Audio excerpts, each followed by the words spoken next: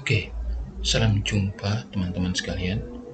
Pada video kali ini, saya akan menjelaskan dan mendemonstrasikan cara mengolah data atau menganalisis data Manifacet Trust Model menggunakan software gratis yang bernama Jamovi.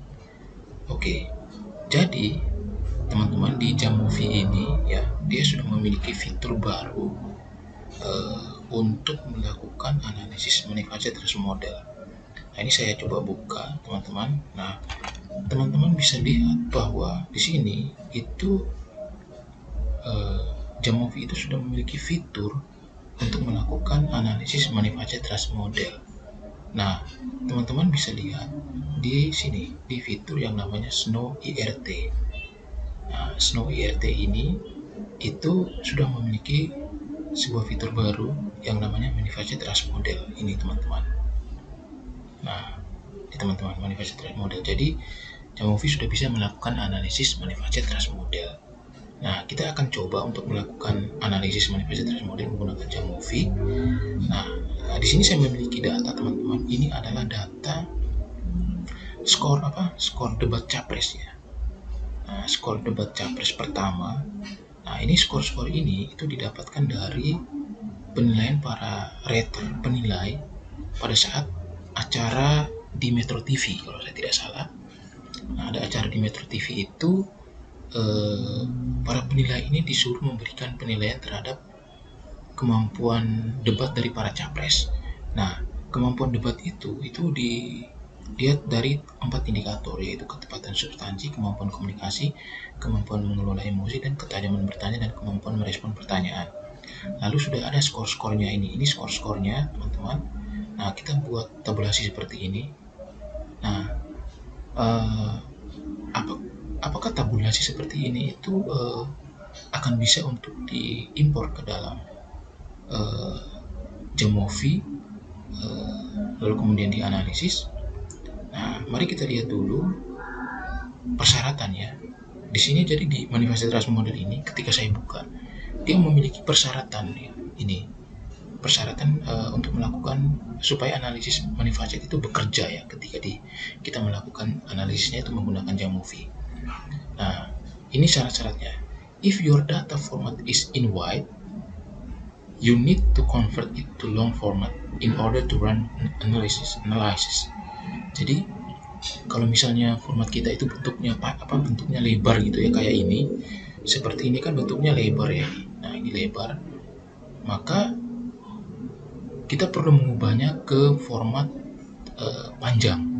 Nah, ke format panjang. Nah, ini saya sudah ubah ke format panjang seperti ini. Nah, ini. Jadi dari format yang lebar seperti ini, saya ubah ke dalam format panjang seperti ini. Nah, ini kalau teman-teman lihat, ini kan panjang nih. Panjang ke bawah gitu ya. Nah, ini saya sudah ubah ke format panjang seperti ini. Lalu syarat yang berikutnya, the variables should be named subject, letter, and task respectively. Jadi variabelnya itu namanya itu harus subjek, letter, dan task. Nah, sehingga di sini saya kasih nama subjek, letter, task. Subjek ini artinya ya, subjek ini adalah capresnya, subjek ini. Letter ini adalah penilainya yang menilai kemampuan para capres. Lalu task ini adalah indikatornya ya. Nah, value ini adalah nilai untuk setiap indikator, nilai yang diberikan oleh letter untuk setiap indikator kepada para capres.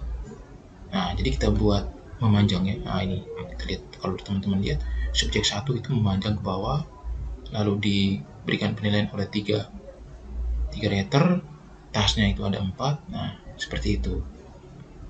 Lalu kemudian, nah ini, any other variables name will result in an error message. Jadi kalau teman-teman membuat nama variabelnya itu dengan yang lain selain subjek, letter, and task ini, kemungkinan akan error gitu ya. Lalu in the Facet variable box, you must put the variable letter first.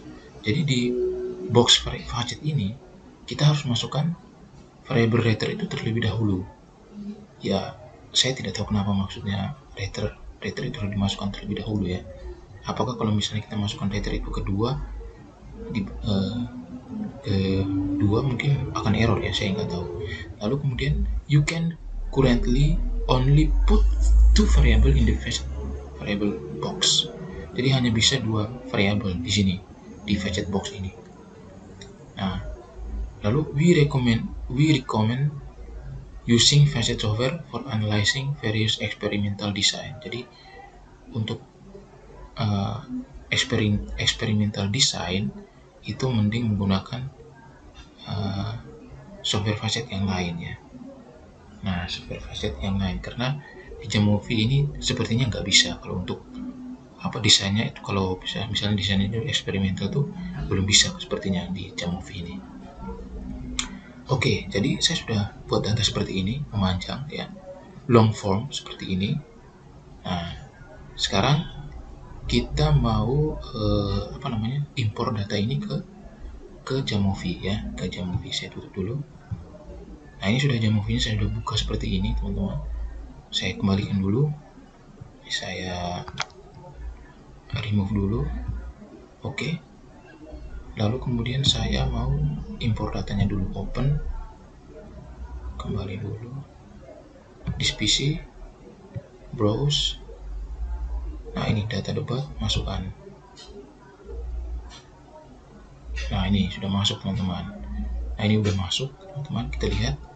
Nah, saya akan mengedit dulu data ini karena di sini ada data berupa angka yang ini, maka ini yang di value ini saya akan ubah measure type-nya itu menjadi continuous ya. Nah, ini continuous. Lalu kemudian ini. Oke. Nah, jadi saya buat datanya seperti ini. Lalu kemudian kita mulai melakukan manifest trace model ya, analisis manifest trace model dengan data ini. Kita pilih Snow IRT, pilih manifest trace model, lalu kemudian kita masukkan satu persatu. Nah, untuk value ini kita masukkan ke response. Lalu subjek ini kita masukkan ke subjek. Lalu kemudian subjek ini ya, subjek yang ini. Lalu raternya ke sini, tasknya juga ke sini. Kemudian kita pilih yang di bawah. Nah, untuk fetch measure-nya ini saya pilih yang rater, task. Nah, step ini saya tidak akan pilih. Kemudian version measure ini juga saya ketikkan ini semua ya, centang semua. Lalu untuk interaction-nya ini, jadi di manifest trace model di Jamovie ini interaksinya itu cuma antara rater dengan task saja. Jadi tidak ada interaksi antara rater dengan misalnya dengan subjeknya ya, itu tidak ada. Jadi interaksinya itu cuma rater dengan tasknya. Nah, ini yang maksudnya masih kurang ya, kekurangan dari Jamovie itu ini ya. Jadi tidak ada interaksi yang lain, cuma ada interaksi antara rater dengan task. Tidak ada interaksi antara rater dengan subjek atau dengan capresnya, lalu tidak ada interaksi antara subjek dengan tasknya, itu juga nggak ada, tidak ada gitu teman-teman. Nah, ini saya centang saja yang ini, raw score-nya saya tidak perlu.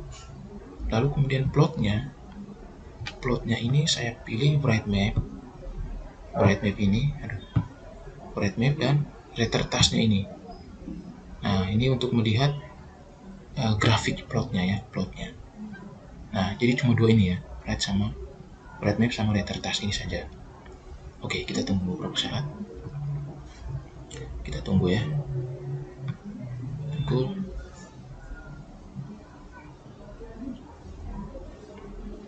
Ya. Oke, nah ini sudah muncul teman-teman hasilnya. Kita mulai dari atas, dari rater measure-nya ini. Rater measure ini artinya measure dari raternya. Measure dari raternya ini kita bisa melihat apakah rater itu dia pelit nilai atau murah nilai. Nah, kita lihat rater 1 itu measure-nya 2,849, rater 2 0,106, rater 3 minus 2,955. Kalau kita lihat dari nilai measure ini, bisa kita katakan rater 1 ini adalah rater yang paling pelit nilai, paling pelit memberikan nilai, sedangkan rater 3 ini adalah rater yang paling murah memberikan nilai. Nah itu teman-teman, itu kalau rater. Nah kalau task ini itu untuk melihat tingkat kesulitan dari indikatornya, ya, tingkat kesulitan dari indikatornya. Kalau misalnya indikator itu sulit, berarti kemungkinan indikator itu menjadi indikator yang paling paling sulit dimiliki oleh para kandidat, para capres. Nah di sini kita lihat nilai measurenya ini untuk emosi itu minus 1,587, untuk ketajaman itu minus 0, ini ketajaman bertanya ya, ketajaman bertanya dan merespon pertanyaan itu minus 0,241, komunikasi itu minus 1,587, substansi itu 3,415. Kalau kita lihat dari measure ini, maka substansi ya, substansi itu karena measurenya 3, substansi ini menjadi indikator yang paling sulit untuk dimiliki oleh para kandidat capres gitu ya. Nah, paling sulit untuk dimiliki oleh para kandidat capres atau paling sulit dimiliki. Lalu kemudian emosi dan emosi dan komunikasi itu menjadi dua indikator yang paling mudah dimiliki oleh para capres gitu ya, para kandidat. Nah, kita bisa lihat person measure-nya di sini. Person measure ini artinya nilai measure dari para kandidat atau kemampuan, nilai tingkat kemampuan dari para kandidat capres ya, kemampuan berdebatnya. Nah ini kita lihat skor mentahnya itu ini 80, 84, 66. Nah ini kalau kita lihat person 1 minus 4,67, person 2 3,45, person 3 1,45. Nah ini kita lihat person 2 ya, person 2 ini yang memiliki kemampuan debat paling tinggi ya, 2 ini. Lalu kemudian diikuti oleh person 3. Person 3 ini ya kemampuan nomor 2, kemampuan debatnya nomor 2 ya, ranking 2. Lalu kemudian yang person 1 minus 4,67. Nah kalau kita lihat outfitnya ya, kalau kita lihat person fitnya itu semuanya fit ya. Nih, oh tidak ada satu yang tidak fit ini 2,100. Nah ini 2,100 tidak fit. Nah yang bagus dari Jamove ini ada note di bawah ini, display X when both infit and outfit values exceed 1,5. Artinya kalau misalnya infit dan outfitnya ini itu di atas 1,5, maka akan muncul di diagnosis ini muncul tanda X ini, tanda kali. Misalnya ini. Kalau ini kan tidak muncul ya, karena tidak ada. Misalnya yang person 1 ini kan dia cuma outfitnya ya, outfit saja yang di atas 1,5, sedangkan infitnya kan di bawah 1,5 sehingga tidak ada tanda X ya. Nah, di sini kan ditulis display X when both ya. Ketika kedua-duanya ya, infit maupun outfit itu di atas 1,5. Nah, kalau cuma salah satunya tidak akan ada tanda X gitu. Nah, lalu kita lihat interaksinya ini. Interaksi rater sama tasknya. Kita lihat di sini ada interaksinya ini. Nah, ini ada interaksi. Nah, kita lihat ini ada diagnosisnya itu ada infit sama outfit yang di atas 1,5. Nah, ini misalnya rater 1 di task ketajaman itu outfitnya 7, infitnya 2. Ini kan di atas 1,5 sehingga diagnosisnya X ya. Nah, ini kalau di atas 1,5 maka kemungkinan di sini bias ya. Nah, ada bias di sini. Bias pemberian nilai dari rater 1 untuk task ketajaman ini. Kemungkinan ada bias di sini. Lalu kemudian rater 2 ini juga ada X ini. Kemungkinan ada bias di sini. Nah, lalu teman-teman bisa lihat ada plotnya ini. Plot ini adalah plot interaksi antara rater dan task. Nah, ini kalau kita lihat ya. Nah, kalau kita lihat ini misalnya di substansi. Substansi ini kalau kita lihat, ini kan gapnya besar nih antara rater 1 dengan rater 3. Artinya penilaian untuk substansi ini kemungkinan ada bias antara rater 1 dengan rater 3.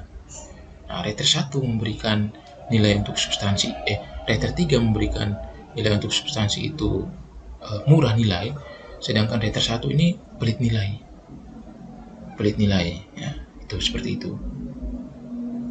Nah, ini kalau kita lihat ya, ini kemungkinan bias. Nah, emosi juga ini kemungkinan ada bias di sini. Nah, ini kalau kita lihat dari plot ini. Lalu kemudian ada write map ini. Nah, di write map ini kita bisa melihat kondisi dari kondisi dari subjek, writer, dan indikatornya. Kita lihat di subjek ini itu ada subjek yang di atas, ada yang di bawah. Yang di atas ini itu nilai measure-nya itu sekitar 2,5 sekian ya. Mungkin sekitar 2,7 gitu. Nah, yang kedua ya, subjek yang kedua itu sekitar 0, mungkin sekitar 1 ya, 1, sekian. Lalu kemudian yang penilai subjek ketiga itu sekitar 0, sekian, 0,4 sekian. Bisa lihat di sini ya. Nah, ini kan, ini 3 itu sekitar 3,45 nih, 3,45 ini berarti nilainya. Kemudian 1,45, jadi ini 1,45 ini. Nah, lalu kemudian minus 4,67. Nah, ini minus 4,67 sekitar situ.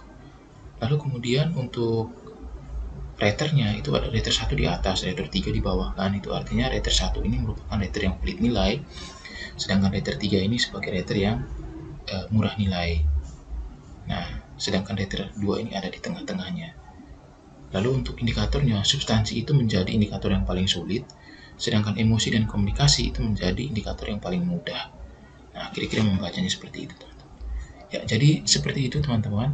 Nah, ini sebenarnya ada juga yang namanya generalizability theory, tetapi saya tidak akan baca di sini karena saya juga tidak paham ini untuk apa gitu ya.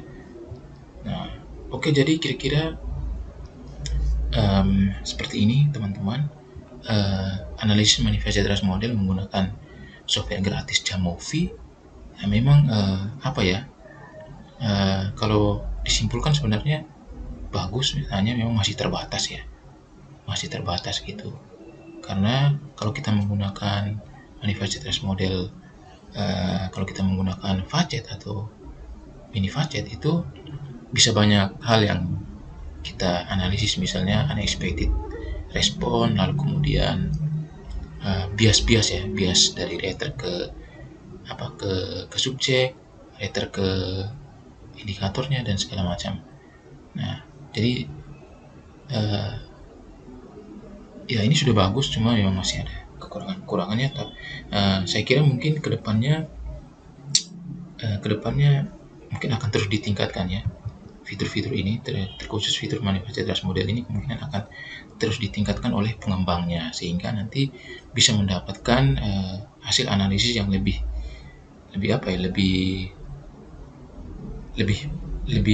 banyak gitu ya, lebih banyak.